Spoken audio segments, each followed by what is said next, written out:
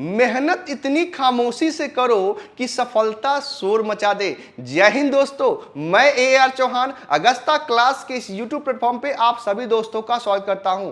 आज हमारा जो सीरीज है वो सीरीज तीसरा है ना। तो आपने थंबनेल में देख भी लिया होगा, है ना। इस सीरीज में आप क्या सीखेंगे, टेस्ट देंगे। सबसे पहले क्या देंगे, टेस्ट देंगे, साथ में आपको टेस्ट कम डिस्कशन भी मिलेगा और ये आपका महत्वपूर्ण प्रश्नों की श्रृंखला का रिवीजन भी होगा। यानी कि आप कह सकते हैं test and discussion with revision series, जो आपको वर्दी पहनने का जो सपना है ना वो आपको क्या करेगा, पूरा करेगा। तो बिना समय गवाए हुए हम आपके सेशन को शुरू करते हैं। चलिए,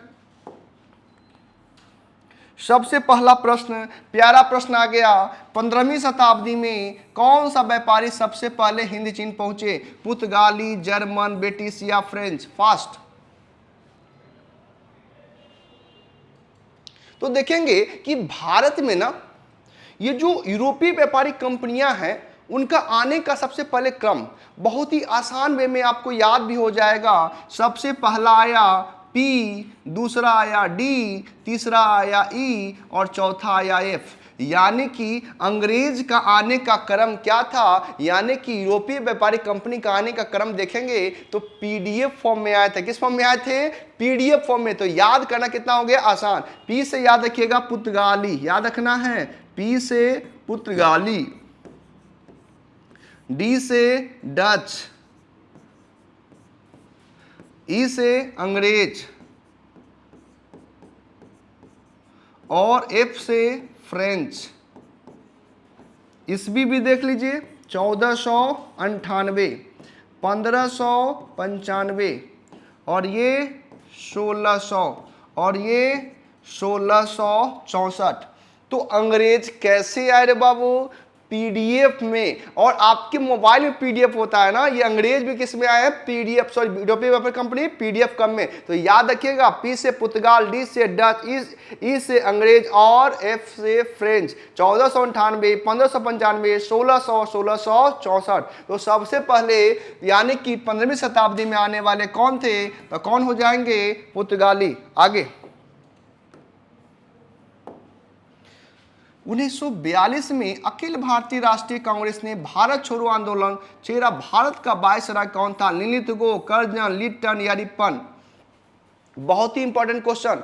भारत छोड़ो आंदोलन याद रखना है। भारत छोड़ो आंदोलन इसका नेतृत्व कौन किए थे? महात्मा गांधी। और महात्मा गांधी को भी कर लिया गिरफ्तार ऑपरेशन जीरो आवर के तहत। और इसी आंदोलन में गांधी जी ने डू एंड डाई, करो या मरो का नारा दिया। देखिए, अगर वर्दी पहनने का सपना है ना तो आपको भी 4 महीने जो है ना जुनून के साथ क्या करना है, मेहनत करना है कि इस बार वर्दी हम लेकर रहेंगे और हम आपके साथ जो है दिन रात एक मेहनत कर रहे हैं। तो आपका आपसे भी रिक्वेस्ट है ना कि आप भी दिन रात एक कीजिए, है ना। और इस सीरीज को ना अपने दोस्तों में, सभी दोस्तों में क्या कीजिए, फैला दीजिए। चलिए, तो इसका आंसर आप लोग को मिलेगा। कौन थे उस समय में? कौन थे? नीलिथगो। तो भारत छोड़ो आंदोलन के समय में, भारत छोड़ो आंदोलन के समय में कौन थे? तो नीलिथगो। कौन थे? नीलिथगो। तो याद रखना है सबसे पहले ये जो भारत छोड़ो आंदोलन है ना कहां से शुरू हुआ था? तो याद रखना है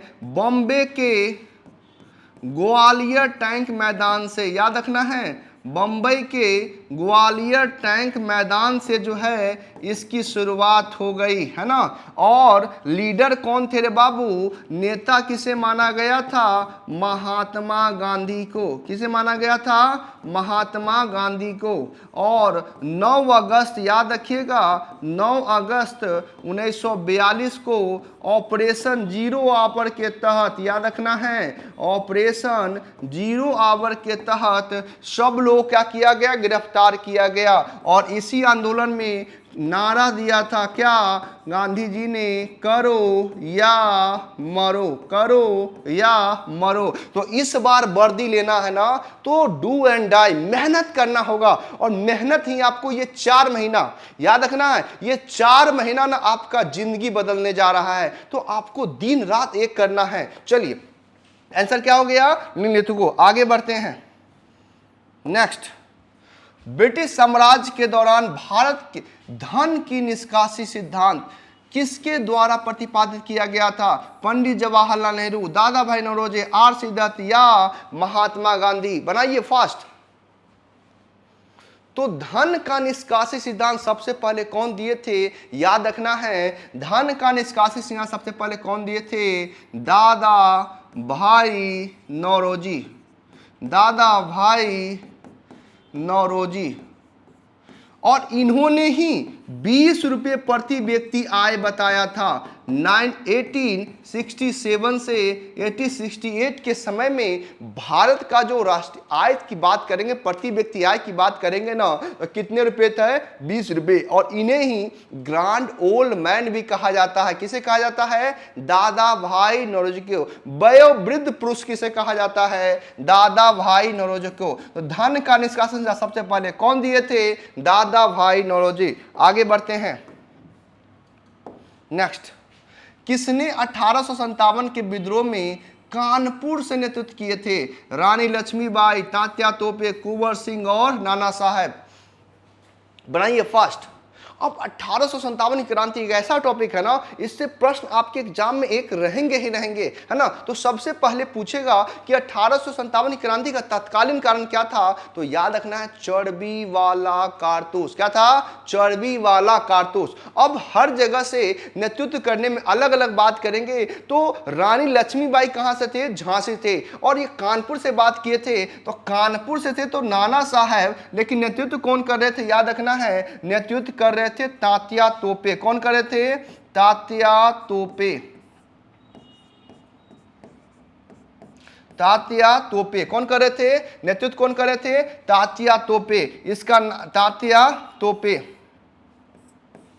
इसका मूल नाम क्या है? याद रखिएगा, रामचंद्र पांडुरंग। रामचंद्र पांडुरंग, है ना, मूल नाम है। और यहां से थो कौन? नाना साहब। नाना साहब का मूल नाम याद रखिएगा, धोदो पंत। क्या नाम था? तो बहुत बार एग्जाम में पूछा है, धोदो पंत किसका नाम, मूल नाम है? नाना साहब का। और कहां से थे? कानपुर से थे। और याद रखना है, नेतृत्व कौन कर रहा था? तात्या तोपे। तो इसका आंसर क्या हो जाएगा? तात्या तोपे। याद रखिएगा, कुंवर सिंह, आरा बिहार। याद रखना है, आरा के जगदीशपुर, है ना, जगदीशपुर। कौन थे? वीर कुंवर सिंह। तो कभी कभी क्वेश्चन ये पूछता है कि बिहार से नेतृत्व कौन कर रहे थे? 1857 में नेतृत्व कौन कर रहे थे? तो वीर कुंवर सिंह। कहां से थे? आरा जगदीशपुर से, है ना। चलिए आगे बढ़ते हैं।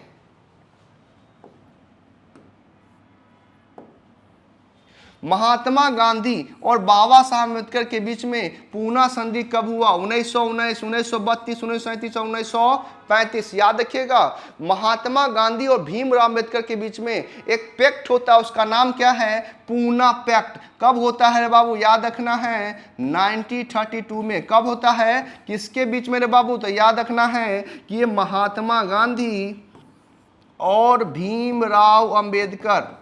भीमराव अम्बेडकर का एक कोट हमेशा याद आता है हमें, शिक्षा वो शेरनी का दूध है जो जितना पिएगा उतना दहाड़ेगा। तो अगर आप शिक्षा का ग्रहण करते रहेंगे, है ना, तो फिर आप वर्दी पहनने में जो सपना है ना, वर्दी पहनने का सपना है ना, बहुत जल्द पूरा होगा। तो इसी तरह से ग्रहण करते रहे। तो किसके के बीच में हुआ था? महात्मा गांधी और भीमराव अम्बेडकर के बीच में, है ना। और महात्मा गांधी उस समय में पूना के वर्धा जेल में थे। तो इनके तरफ से कौन नेतृत्व कर रहे थे? तो मदन मोहन मालवीय। कौन कर रहे थे? मदन मोहन मालवीय। तो आंसर क्या हो जाएगा? 1932। नेक्स्ट, भारत का स्थल सीमा लिखा है, स्थल सीमा रहना चाहिए कि सिक्किम लंबाई कितना है? कितना है? तो याद रखिएगा कितना है? 61, 100, 75, 116 या 15,200, 21,200। फास्ट बनाइए।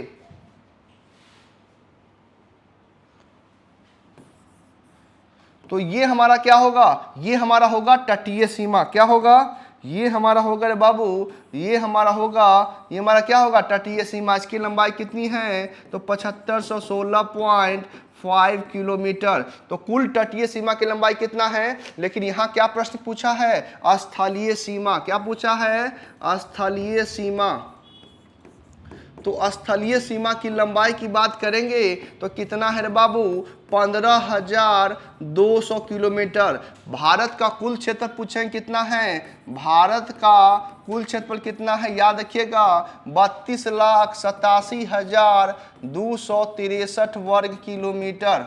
32,87,263, शॉर्ट में लिख लीजिए, वर्ग किलोमीटर। तो इसका आंसर क्या होगा रे बाबू, याद हो गया होगा 15,200 किलोमीटर। तो भारत का स्थलीय सीमा की लंबाई कितना है, 15,200 किलोमीटर। और तटीय का पूछेंगे तो कितना है, 7,500, यानी कोस्टल रेंज कितना है, 7,516.5 किलोमीटर। नेक्स्ट, निम्नलिखित में से दक्षिण भारत की सबसे ऊंची चोटी कौन सी है, गुरु शिखर, अनाईमुडी, केटू या डोडा बेटा, बताएंगे फास्ट। तो दक्षिण भारत की पूछेगा सबसे ऊंची चोटी कौन सी है, तो याद रखना है कौन सी है, अनाईमुडी। कौन सी है और यह किस पर्वत श्रृंखला में है, तो याद रखना है, नाम आपने सुना होगा अन्ना मलाई पर्वत। अन्ना मलाई पर्वत श्रृंखला पर कौन सा है, अनाईमुडी, जो दक्षिण भारत की सबसे ऊंची चोटी है। क्वेश्चन पूछेगा भारत की सबसे ऊंची चोटी कौन सा है, तो भारत का हाईएस्ट पीक ऑफ इंडिया बोलेंगे तो भारत की सबसे ऊंची चोटी, सबसे ऊंची चोटी कौन सा हो जाएगा, कौन सा हो जाएगा, केटू। इसी को बोलते हैं गॉडविन ऑस्टिन। और ये जो डोडा बेटा है, याद रखिएगा, इसको हम लोग बोलते हैं, इसको हम लोग बोलते हैं ईस्टर्न घाट, क्या बोलते हैं, और इसको बोलते हैं वेस्टर्न घाट, क्या बोलते हैं, वेस्टर्न घाट। और यहाँ पर है बाबू, याद रखिएगा, यहाँ पर है नीलगिरी पहाड़ी और यहीं पर एक पिक है, उसी को बोलते हैं बाबू, याद रखिएगा, उसी को बोलते हैं डोडा बेटा। क्या बोलते हैं, डोडा बेटा। और यही नीलगिरी पहाड़ी पर ना एक पर्यटक स्थल है, याद रखिएगा, उसका नाम है ऊटी। आप लोग कभी मूवी देखे होंगे, उसका नाम है राज, है ना। तो राज जब मूवी देखे होंगे ना, दरवाजा जब आवाज करता है ना, डर लगता होगा। ये जो मूवी है ना, पूरा मूवी यही ऊटी पर फिल्माया गया है ना। तो याद रखना है कि नीलगिरी पहाड़ी पर एक पर्यटक स्थल कहाँ है, क्वेश्चन पूछेगा एग्जाम में कि पर्यटक स्थल कहाँ पर है, तो कहाँ पर है, ये ऊटी नीलगिरी पर्वत चोटी पर, है ना। तो याद रखना है, गुरु शिखर की बात कर रहे हैं तो गुरु शिखर आप लोग देखिएगा कि भारत का सबसे प्राचीनतम श्रृंखला का नाम है, उसका नाम है अरावली। क्या नाम है, अरावली। और इस अरावली का बात करेंगे, हाईएस्ट पीक कौन सा है, गुरु शिखर। कौन सा है, गुरु शिखर। और ये कहाँ है, माउंट आबू, माउंट आबू पहाड़ी पर, है ना। कितना है, 1722 मीटर। तो इसका आंसर तो आप लोग को मिल गया होगा कि कौन सा है, अनाईमुडी। आगे बढ़ते हैं, तमिलनाडु के तटीय क्षेत्र में वर्षा प्राप्त करता है, वर्षा ऋतु में, ग्रीष्मकालीन में, शीतकालीन में या वर्ष भर, बनाइए फास्ट। यहां ध्यान दीजिएगा, एक छोटा सा रफ मैप देखते हैं। आप लोग को पता होगा, आप लोग को पता होगा, ये जो हमारा तट है ना, ये तमिलनाडु है। और तमिलनाडु के तट को क्या बोलते हैं, कोरोमंडल तट। क्या बोलते हैं, कोरोमंडल तट। और ये केरल का है, और केरल को क्या बोलते हैं, मालाबार तट, मालाबार तट। और ये मालाबार तट, इसको क्या बोलते हैं, कोरोमंडल तट। ये हमारा क्या हो गया, नॉर्थ है, हमारा ईस्ट। यहाँ से लौटता हुआ जो मानसून है ना, वो जाड़े के समय में, यानी कि शीत ऋतु में जो है क्या करता है, वर्षा करवाता है। तो कहेगा कि सबसे पहले तमिलनाडु को तट को क्या कहते हैं, तो कहेगा कोरोमंडल तट। केरल के तट को क्या बोलते हैं, मालाबार तट। लौटता हुआ मानसून कब बारिश करवाता है, तो जाड़े के समय में। कहाँ, तमिलनाडु में। याद रखना, तो आंसर क्या हो जाएगा, आंसर हो जाएगा शीतकालीन महीने में तमिलनाडु के तट पर क्या करता है, वर्षा करवाता है। नेक्स्ट, कौन सी नदी कच्छ के रण में समाहित होती है, साबरमती, लूनी, बेतवा, इनमें से कोई नहीं। तो देखिएगा, याद रखिएगा, ये जो लूनी नदी है ना, अभी आपने पढ़ा अरावली रेंज। क्या पढ़ा, अरावली रेंज। अरावली रेंज से एक नदी निकलती है जो हमारा भारत अगर देखेंगे ना तो यहाँ पर हमारा कच्छ का रण, क्या है, कच्छ का रण, यहाँ पर क्या है, कच्छ का रण है। कच्छ के रण से क्या होता है, यहाँ पर क्या हो रहा है, बारिश हो रहा है ना, सॉरी, कच्छ के रण में जो है ये जो लूनी नदी जो है क्या करती है, लूनी नदी जो है, याद रखना है, कच्छ के रण, ये क्या है, कच्छ का रण, कच्छ का रण लूनी नदी क्या होती है, तो ये जो लूनी नदी है ना कच्छ के रण में क्या हो जाती है, समाहित हो जाती है, क्या हो जाती है, ये समुद्र तक नहीं जा पाती है, इसको लवणीय नदी कहा जाता है, क्या कहा जाता है, लवणीय नदी कहा जाता है, ठीक है। तो यहाँ पर कौन सा हो जाएगा, लूनी नदी। तो कच्छ के रण में याद रखिएगा यहाँ पर सर्वाधिक पाया जाता है जंगली गधे, क्या पाया जाता है, जंगली गधे कहाँ पाया जाता है, कच्छ के रण में, कहाँ पाया जाता है, कच्छ के रण में। चलिए आगे बढ़ते हैं। भारत का सबसे लंबा बांध कौन सा है, हीराकुंड, टिहरी, खड़कवासला और या धौलीगंगा, फास्ट।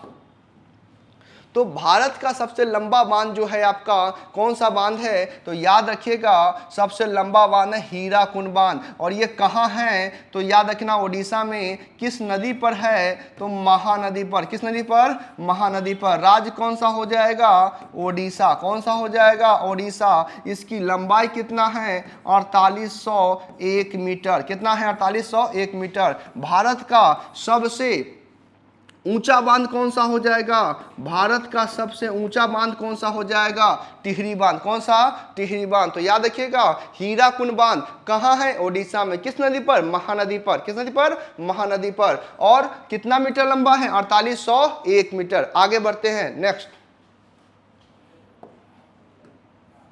नेक्स्ट, विश्व में किस देश में सर्वप्रथम लिखित संविधान लागू हुआ, भारत, ब्रिटेन, अमेरिका या फ्रांस, फास्ट बनाएंगे। तो किस देश में लिखित संविधान, सबसे पहले याद रखिएगा विश्व का पहला लिखित संविधान किस देश का है, तो किस देश का है, अमेरिका का है। और कब लिखा गया है रे बाबू, 1789 है ना, यानी 1789 में। तो याद रखना है यह विश्व का सबसे स्मॉलेस्ट कॉन्स्टिट्यूशन है, यानी सबसे छोटा संविधान भी किस देश का है, अमेरिका का है। तो आंसर क्या हो जाएगा, अमेरिका। विश्व का सबसे बड़ा, पूछेगा विश्व का सबसे बड़ा लिखित संविधान, सबसे बड़ा लिखित संविधान किस देश का है, तो अपना प्यारा देश भारत का। तो यहां पर पूछेगा विश्व का पहला लिखित संविधान अमेरिका का, कहाँ, कब लिखा गया, 1789 में। चलिए आगे बढ़ते हैं, नेक्स्ट। भारत में संघीय न्यायालय की स्थापना किस अधिनियम के द्वारा हुई, भारत सरकार अधिनियम 1909, भारत सरकार अधिनियम 1919, मॉन्टेगो चैम्प्स रिपोर्ट या भारत सरकार अधिनियम 1935। ध्यान से, इस प्रश्नों से आप बहुत प्रश्न सीखने जा रहे हैं। और हम बार बार कहेंगे अगर प्रश्न कोई आपको टफ लग रहा है ना, इजी तभी लगेगा जब आप रहेंगे बिजी, यानी कि हर प्रश्न लगेगा आपको इजी जब आप रहेंगे बिजी, है ना। चलिए देखते हैं। तो सबसे पहले याद रखिएगा कि भारत में जो है ना, भारत में ना सबसे पहले सुप्रीम कोर्ट की स्थापना रेगुलेटिंग एक्ट 1773 के तहत 1774 में, कब हुआ, 1774 में, कहाँ हुआ, कोलकाता में। तो भारत में सबसे पहले सुप्रीम कोर्ट की स्थापना किस एक्ट के तहत हुआ, रेगुलेटिंग एक्ट 1773। कब हुआ, 1774, कहाँ हुआ, कोलकाता में। और इसके पहले मुख्य न्यायाधीश कौन थे, तो याद रखिएगा एलिजा इम्पे, पहले न्यायाधीश कौन थे, एलिजा इम्पे, है ना। तो यहाँ पर इसके पश्चात देखिएगा 1 अक्टूबर 1937 को फेडरल कोर्ट की स्थापना होता है। और एक्ट कौन होता है, तो याद रखना है भारत सरकार अधिनियम 1935, कौन होता है, 1935। तो आंसर कौन हो जाएगा, यानी कि जो हमारा संघीय न्यायालय है ना, इसे क्या बोलते हैं, फेडरल कोर्ट। स्थापना कब हुआ, भारत सरकार अधिनियम 1935 के द्वारा। चलिए आगे बढ़ते हैं, नेक्स्ट। भारत का संविधान सभा के अध्यक्ष कौन थे, तो आपको पता ही होगा, डॉक्टर राजेंद्र प्रसाद, भीमराव अम्बेडकर, के मुंशी या जी मालंकर, फास्ट। तो भारतीय संविधान सभा के अध्यक्ष, याद रखिएगा कि सबसे पहले संविधान सभा की प्रथम बैठक कब हुआ, तो 9 दिसंबर 1946 को। कब हुआ प्रथम बैठक कब हुआ, तो 9 दिसंबर 1946 को। तो याद रखने के लिए कि प्रथम बैठक हुआ 9 दिसंबर 46 को, और इसके अस्थाई, याद रखना है, अस्थाई अध्यक्ष कौन बन गए थे, तो याद रखना है डॉक्टर सच्चिदानंद सिन्हा। और ठीक 2 दिन के बाद याद रखिएगा 11 दिसंबर 1946 को अस्थाई अध्यक्ष बनते हैं, उनका नाम क्या है, डॉक्टर राजेंद्र प्रसाद। कौन बनते हैं, डॉक्टर राजेंद्र प्रसाद। तो यह आंसर क्या हो जाएगा, डॉक्टर राजेंद्र प्रसाद। नेक्स्ट, उद्देशिका में समाजवादी एवं धर्मनिरपेक्ष कब जोड़े गए, 41वां संविधान, 44वां, 46वां या 42वां। तो याद रखेंगे, यहाँ पर ध्यान से समझिएगा कि उद्देशिका में आप जो बात कर रहे हैं 13 दिसंबर, याद रखिएगा 13 दिसंबर 1946 को पंडित जवाहरलाल नेहरू, है ना, पंडित जवाहरलाल नेहरू ने एक प्रस्ताव पेश किया, उसी को हम लोग क्या बोलते हैं, प्रियम्बल या प्रस्तावना, है ना, प्रस्तावना। और इस प्रस्तावना को पास कब किया संविधान सभा ने, तो याद रखना है 22 जनवरी 1947 को। तो आरंभ में समाजवादी धर्मनिरपेक्ष और अखंडता शब्द नहीं थे, इसे कब जोड़ा गया, तो 42वां संविधान संशोधन अधिनियम 1976 द्वारा। याद रखना है कब जोड़ा गया, 1976 द्वारा। तो इसका आंसर मिल गया होगा। आगे नेक्स्ट, संविधान सभा का उद्देश्य प्रस्ताव किसने प्रस्ताव प्रस्तुत किया गया, 9 दिसंबर को, 26 जनवरी या 13 दिसंबर या 15 जनवरी। तो आप लोग को पहले ही इसका आंसर मिल गया होगा कि उद्देश्य प्रस्ताव को पेश किया कौन था। तो याद रखिएगा, बार बार कह रहे हैं जवाहरलाल नेहरू। और कब पेश किए थे रे बाबू, तो याद कीजिए 13 दिसंबर 1946 को। और इसे पास कब किया गया रे बाबू, तो याद रखना है 22 जनवरी 1947 को। तो आंसर क्या हो जाएगा, 13 दिसंबर 1946 को। तो आपके कितने प्रश्न सही हुए कमेंट बॉक्स में पिन जरूर करें, क्योंकि ये जो हमारा महत्वपूर्ण प्रश्नों की जो श्रृंखलाएं हैं लेकर जो आ रहे हैं, इसमें आपको ये पता चलेगा इतना प्रश्न आपने सही कर रखा है, और एक भी प्रश्न जो है ना, सब आपके एग्जामिनेशन में आने की संभावनाएं बन रहे हैं। तो आपको वीडियो अच्छा लग रहा है तो सभी दोस्तों में क्या करें, है ना, इसको लाइक करें, सब्सक्राइब करें चैनल को, और कमेंट भी करें कि आपने कितना प्रश्न को सही किया है। हम मिलते हैं अगले वीडियो में। धन्यवाद।